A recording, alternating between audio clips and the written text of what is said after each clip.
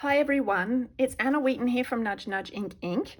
I have done a reel recently that showed the making of this card, and of course reels are pretty quick and there was a bit of interest in it, so I thought I would make a video.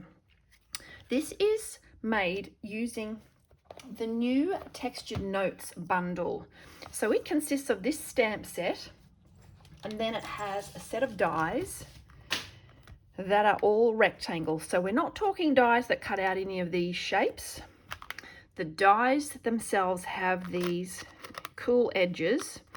Each one is different design with the edge, and so you've got different sizes that you can use, including a little strip that would work with a sentiment, as would this one. So whether it be to take up a large part of your card or smaller panels, this is a really, really good set of dies, even if you just get the dies on their own. So what I did was I grabbed the coordinating designer series paper, and it is called Woven Textures. So what it consists of are double-sided pieces that show different weaves in different sizes. So some of them are quite bold, and then you've got some quite fine ones. See, that's just sort of a linen. And then you've got this one that's like a basket in that it's circular. So quite a variety, but all neutral. I then chose to go with just two neutral colours, Early Espresso and Crumb Cake, to put this card together. And we're going to add another little element to it as well. So what I've got here are various length pieces of the various prints, and I just cut them at 10 centimeters off each piece. And if you are a confident cutter, you can just stack those, put them in your trimmer, and I'm trimming them at 1 centimeter. If you use imperial measurements, that's just a tad under ½ an inch, so you could just do ½ an inch. You could do anything you like, any width you like. You could even have a variety of widths with what we're doing, so skinny and fat pieces. So I'm just cutting a whole bunch, and I've pre-cut some as well, so that's enough to show you. So that I've got a bunch of strips like so. Then I'm going to grab a card front panel. So this is 10.5 by 14.8, or 1/4 of an A4. It's a bit bigger than the die, but I'll explain why later if I remember. And then you're going to cover this with glue. So you can do this two ways. You can cover this panel with glue, or you can cover each strip with glue. It's quicker to cover the panel. And I'm just looking around. I'm actually going to use my seal for this.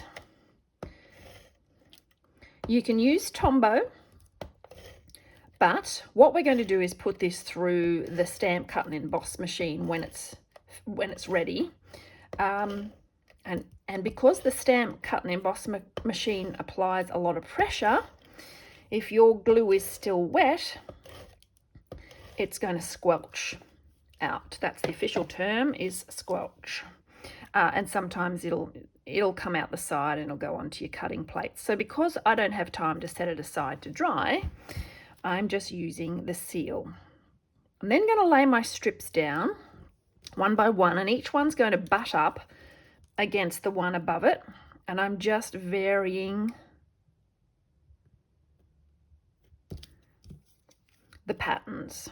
And you can see I wasn't super careful with my widths. They don't have to be exact.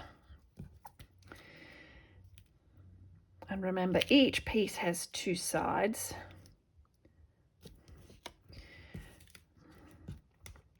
So you can flip over and see what you've got on the other side. Oh, that's actually all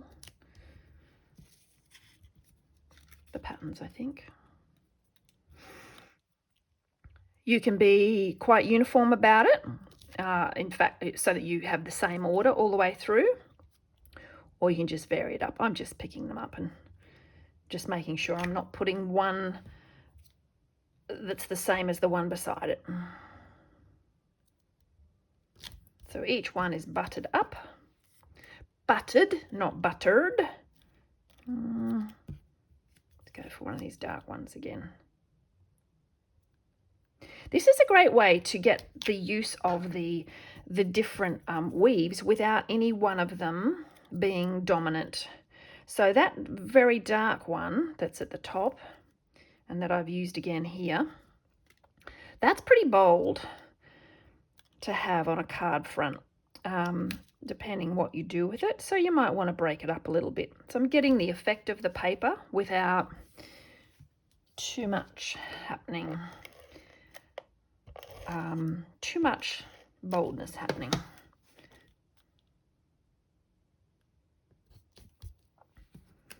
Okay, one more. This one. Oh, I haven't used this one. Oh, it's going to dip out probably. Okay, so my paper is covered. Then I'm just checking down there. There's no sticky there where it hasn't quite reached the edge. Down this side, we've got some sticky. So I do want to cut that off because if I put that through the big shot, it will stick to the plates. Okay, then we're going to get one of these. So I'm just looking at the sample that I used. No, that one's too big for this. That's the same as the sample. That's okay. Now, as I said, this is a bit bigger. Like I didn't cut the cardstock to be exact. That way I can play a little bit and move this up and down and decide, okay, I think I'd like to have the dark, 2 strips of dark. Whereas if I moved it down there, I'd miss the other dark. So it just gives you a little bit of playroom. Okay, putting this through the big shot.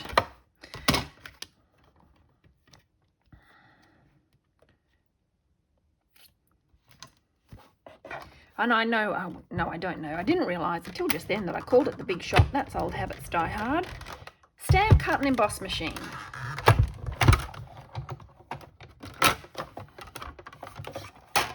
And it comes out cut. And I'm not sure if you can see the design around the edge there.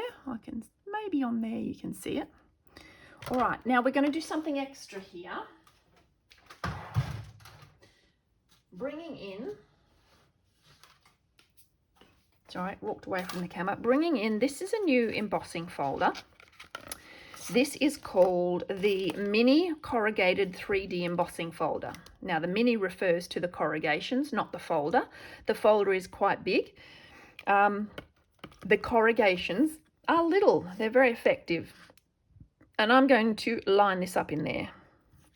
Close it up. Bring back my stamp, cut and emboss machine. Now, what we used just then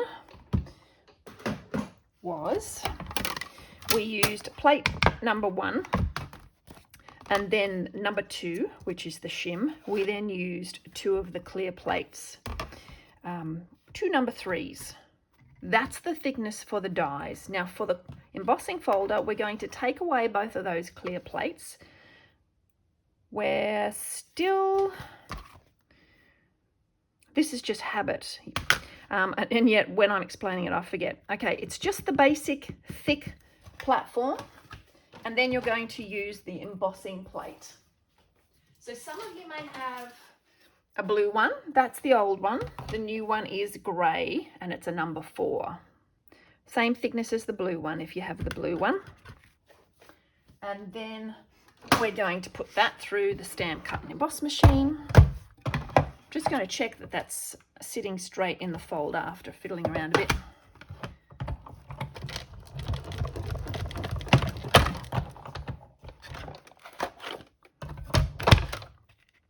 Pull that out and you've got a corrugated piece for your card front. I'll just show you that again. So there's the back.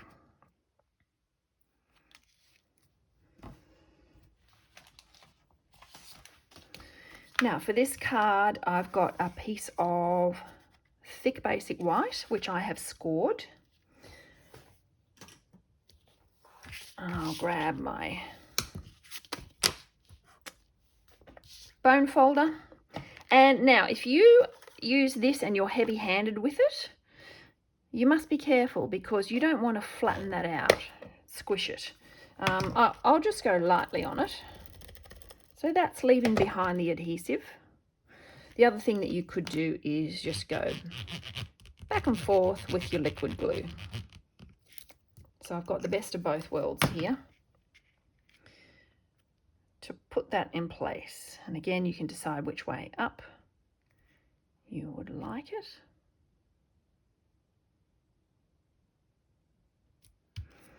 Like so. Then we're going to bring in the stamp set. So there's 4 images here. This is quite a strong image. This one's more sort of watercolory. And then these ones are both just have a hint of the design disappearing at the edge. So grab some scrap. I've already stamped the leafy one and partially cut it.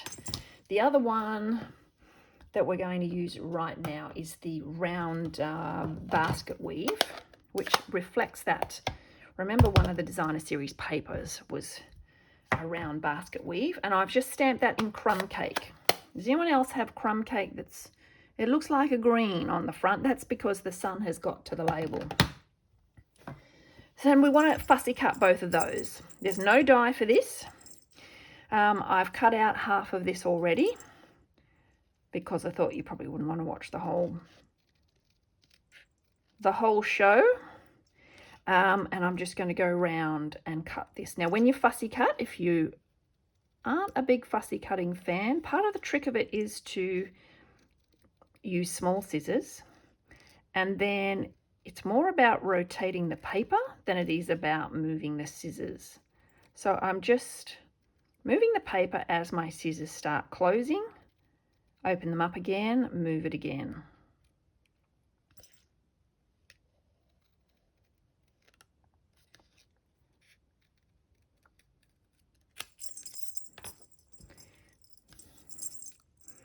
And then it's up to you, depending on how big a fan you are of fussy cutting, whether you go right down in between those leaves, because some of them are a little tricky to get in between. So you can see I've left some of them and I've cut some of them, depending entirely on my mood at the time.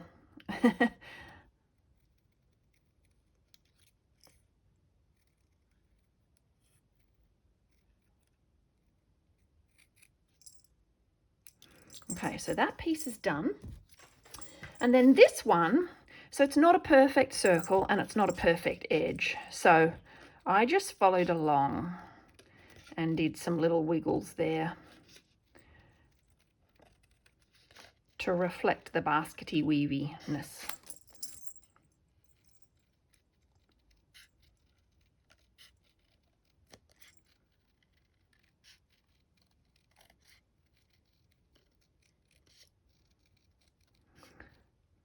Like so. Okay, then to attach these, you can use your Tombow or your seal. I'll use seal on that piece, and I'm going to use Tombow on this piece.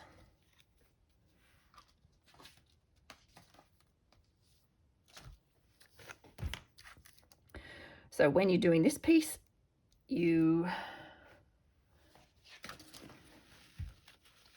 just got a bit of extra glue there. You just want small amounts of Tombow. Mostly people get into trouble with their Tombow when they go too heavy-handed on it.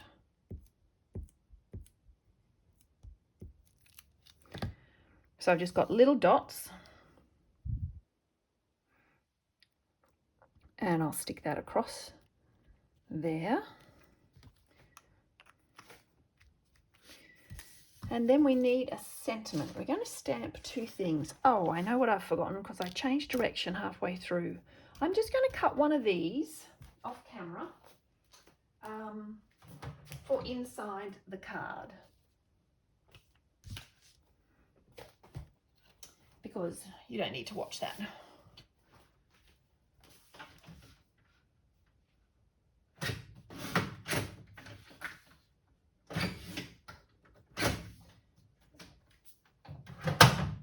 You can hear me working.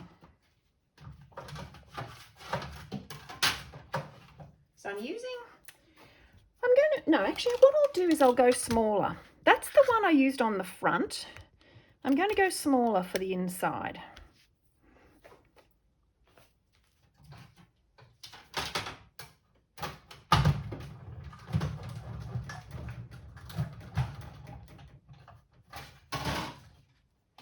This is not a bad idea because have you ever written a card, gone to write in a card and it just seems like a huge white space? And sometimes we just want to say something fairly quickly or shortly, a short something. Hello, happy birthday, love from. So sometimes you don't really need a lot of space and it looks a bit daunting. So what we're going to do inside, I've stamped that with this image and crumb cake, and that is slightly smaller. Why is it white, do you say? Because I've cut out a piece of cards designer series paper that's going to go inside there. So this is one of the heavier and darker designs in the paper. So I'm going to put that, sorry, that was a bit too far down for my liking. There we go. Put that inside, and then I'm going to add this panel for the sentiment. Now, if you wanted more, if you wanted a bigger space, of course, don't do this. You could have either a bigger white panel, or else leave this off entirely and stamp this on the inside of the card. Alrighty? So that's that. For our birthday wishes, we're going to use this. We're going to use Happy Birthday, Now Back to Me, is what the sentiment says. Happy birthday, now back to me. But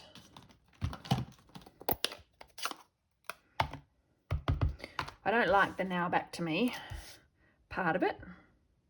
So you have two choices. You could cut your stamp if you wanted to, so that you just had part of it, or you could stamp it and then cut off that bit of sentiment, because of course you may want it another time. I think it would be a good jokey one amongst friends.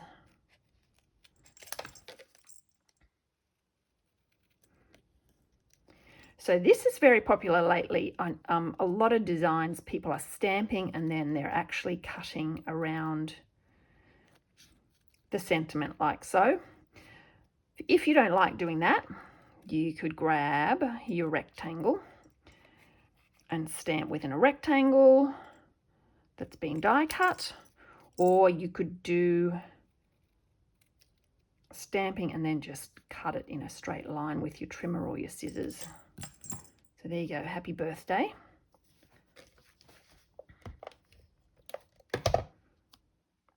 Put that in place. And last but not least, I'm going to bring in this is what I've been using all the time with this, the brushed brass butterflies. I think they just suit. I've used them on every one of these that I've made, because it's nature and it's woodsy and just seems to be the right thing to do.